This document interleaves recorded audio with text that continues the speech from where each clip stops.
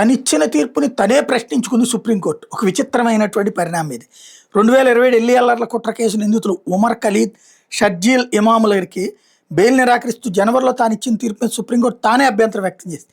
Bail నియమం, jail మినహాయింపు నియమం కేవలం వట్టి నినాదం కాదని justice B V Nagarathna, justice Ujjal భుయాన్లు ధర్మాసనం పేర్కొంది.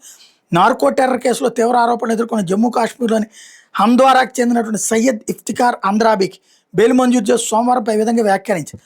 2020 ఢిల్లీ అల్లర్ల కుట్ర కేసు నిందితులు ఉమర్ ఖలీద్, షర్జీల్ ఇమాములకి జనవరి 5వ తేదీన justice Aravind Kumar, justice N V అంజారియాల సుప్రీం ధర్మాసనం బెయిల్ నిరాకరించింది. సాక్షుల విచారణ జరుగుతున్నందున ఏడాది తర్వాత మరోసారి బెయిల్ కోసం అప్పీల్ చేసుకోవాలని వాళ్ళకి స్పష్టం చేసింది. అయితే ఈ ఆదేశాలు 2021 నాటి కేఏ నజీబ్ కేసులో అత్యున్నత న్యాయస్థానం ఇచ్చిన తీర్పుకు అనుగుణంగా లేవని సోమవారం జస్టిస్ ఉజ్వల్ భుయాన్ అభిప్రాయపడ్డారు. అప్పటి తీర్పులో చట్ట వ్యతిరేక కార్యకలాపాల నిరోధక చట్టం ఉపాకింద నమోదైన కేసుల్లో విచారణలో జాప్యాన్ని బెయిల్ ఇవ్వడానికి ఒక ప్రాతిపదికగా పేర్కొన్న విషయాన్ని గుర్తు చేశారు. ఈ తీర్పుకి దేశంలోని అన్ని న్యాయస్థానాలు తప్పనిసరిగా కట్టుబడి ఉండాల్సిందని అన్నారు. జాతీయ భద్రత, ఉగ్రవాద నేరాలకు సంబంధించిన ఉపా చట్టాన్ని ఉద్దేశించి కేసుల్లో బెయిల్ నియమం, జైలు మినహాయింపు అనే సూత్రాన్ని వర్తింపజేయాలని జస్టిస్ ఉజ్వల్ భుయాన్ అన్నారు.